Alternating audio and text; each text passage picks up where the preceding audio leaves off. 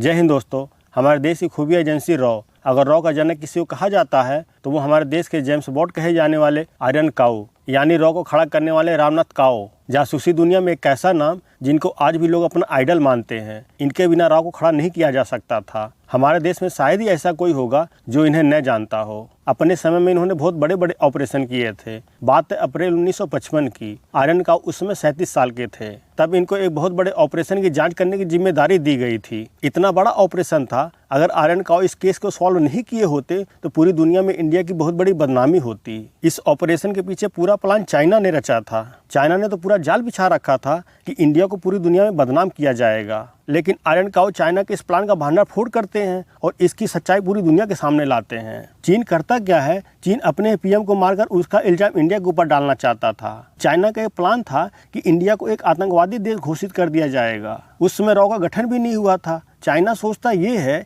India के पास ऐसा कोई व्यक्ति नहीं है जो इतने बड़े केस को सॉल्व कर सके, क्योंकि चाइना अपने ही प्रधानमंत्री के प्लेन में धमाका करवाता है। इसके बाद प्रधानमंत्री पंडित जवाहरलाल नेहरू के साथ मीटिंग करता है। उनसे कहता है आप खुद इस मामले की जांच करें। इस मीटिंग के बाद पंडित जवाहरलाल नेहरू आईबी के चीफ से मिलते हैं। उनसे कहते हैं आपकी टीम में जो सबसे होशियार, तेज, शार्प माइंड वाला व्यक्ति हो उससे इस केस की जांच कराना चाहिए, क्योंकि मामला चीन के प्रधानमंत्री से जुड़ा हुआ है। इसके बाद आईबी के जो चीफ थे उन्होंने बिना सोचे 1 सेकंड के अंदर सिर्फ आर्यन काऊ का नाम लिए। बोले इस मिशन के लिए आर्यन काऊ से बेस्ट कोई नहीं हो सकता। इस मिशन को आर्यन काऊ को दे दिया जाता है। इसके बाद आर्यन काऊ इस केस की इंक्वायरी शुरू करते हैं। होता क्या है, बात है अप्रैल 1955 की। अप्रैल का 2nd वीक चल रहा था। इंडोनेशिया में एक मीटिंग होनी थी। वहाँ पर सभी देशों के प्रधानमंत्री को बुलाया जाता है। इस मीटिंग में इंडिया के प्रधानमंत्री पंडित नेहरू को भी बुलाया जाता है और जो उस समय के चीन के प्रधानमंत्री थे चू एन लाइव, उनको भी बुलाया जाता है। चीन के प्रधानमंत्री इंडोनेशिया जाने के लिए इंडिया से एक प्लेन को हायर करते हैं। चीन के इस पीएम को इस प्लेन के अंदर बैठ कर इंडोनेशिया जाना था। इसके बाद इंडियन एयरलाइंस का प्लेन उनको लेने के लिए चाइना पहुंचता है।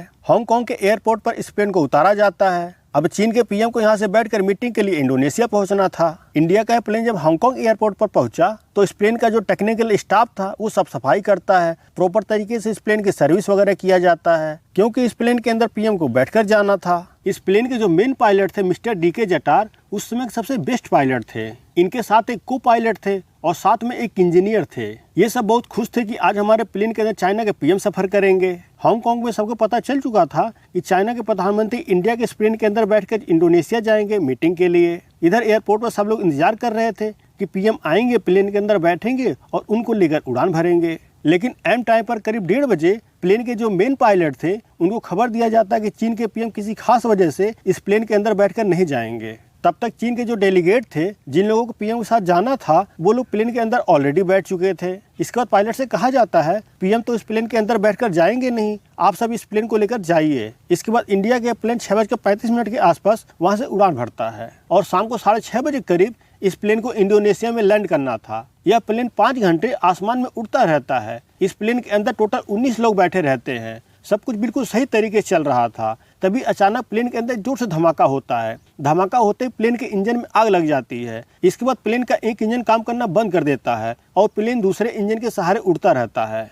प्लेन का बैलेंस खराब होने लगता है। प्लेन तेजी से नीचे की तरफ गिरता है। पायलट सोचता है इस प्लेन के अंदर आग लग चुकी है, इसका एक इंजन भी काम करना बंद कर चुका है। अगर मैं इस प्लेन को समुद्र में लैंड करा दूं तो शायद सबकी जान बच सकती है। जब इसमें धमाका हुआ था तब यह 18,000 फीट की ऊंचाई पे उड़ रहा था। इसके बाद पायलट इस प्लेन को समुद्र में उतार देता है, लेकिन जब इस प्लेन को समुद्र में उतारा गया तब तक बहुत देर हो चुकी थी। प्लेन के अंदर जो 19 लोग बैठे थे उनमें से 16 लोगों की जान जा चुकी थी। सिर्फ 3 लोगों की जान बची थी। इस हादसे में जो मेन पायलट थे उनकी भी जान जा चुकी थी। जो को पायलट थे वो बचे थे और जो मेंटेनेंस इंजीनियर थे वो बचे थे। जब समुद्र में इस प्लेन को लैंड कराया गया तब इन लोगों ने समुद्र में करीब 6-7 घंटे तक तैरते रहे। इनको दूर एक टापू दिखाई दिया, वहाँ पर कुछ लोग थे, उन लोगों ने इनको बचाया। इसके बाद उसी टापू से ब्रिटेन का एक वारशिप गुजर रहा था तो इन सबको उस शिप के अंदर बिठाया गया, तब जाके इनकी जान बची। इधर जब इस प्लेन में हादसा हुआ पूरा शोर हो गया, पूरा दुनिया को पता चल गया, क्योंकि सबको पता था इस प्लेन के अंदर चीनी पीएम बैठकर जाने वाले थे। सबने सोचा वाकई अगर चीन के पीएम इस प्लेन के अंदर बैठे होते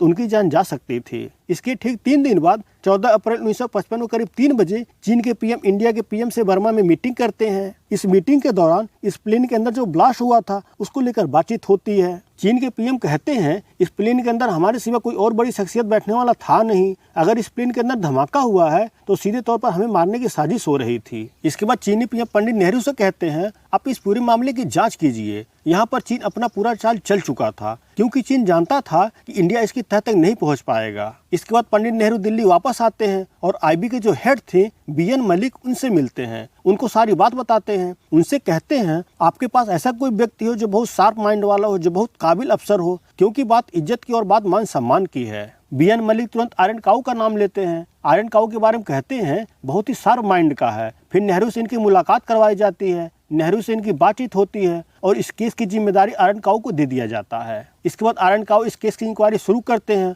और 2 लोगों को अपनी टीम में रखते हैं। एक होते हैं चंद्रपाल सिंह और जो दूसरे उस एयरक्राफ्ट के टेक्निकल स्टाफ थे उनको अपने साथ रखते हैं। इसके बाद जो 3 लोग हादसे में बच गए थे उन सबसे एक लंबी पूछताछ शुरू होती है और उन सबकी एक लिस्ट बनाई जाती है जो इंडिया एयरलाइंस के साथ कहीं न कहीं जुड़े थे। इस एयरलाइंस का जितने भी लोग जुड़े थे, सफाई से लेकर इंजीनियर तक, सबसे पूछताछ किया जाता है। इस केस को लेकर एक लंबी इंक्वायरी चलती है। जब ये सारी इंक्वायरी कंप्लीट हो जाती है तो जो चीज निकलकर सामने आती है इससे जानकर सबके होश उड़ जाते हैं, क्योंकि इसमें कई देशों का नाम आ रहा था। जो सबसे मेन कड़ी थी वो था चाइना, जो प्लेन था वो इंडिया का। मारने की प्लानिंग चीन के पीएम को हो रही थी। जब यह प्लेन इंडिया से फ्लाई किया तो यहाँ पर सब कुछ ठीक था। इसके बाद जब यह हांगकांग पहुंचा वहां पर इस प्लेन की साफ सफाई की गई। इसी दौरान प्लेन के अंदर बम रखा गया। ताइवान का एक सिटीजन था चाओ चू, उसने इस प्लेन के अंदर बम रखा था। उस प्लेन में बम रखने के लिए उसको $60 लाख दिए गए थे और जो बम उसने रखा था वो अमेरिका में बना था। जिस समय चीन के पीएम इस प्लेन के अंदर बैठकर जाने वाले थे उससे कुछ समय पहले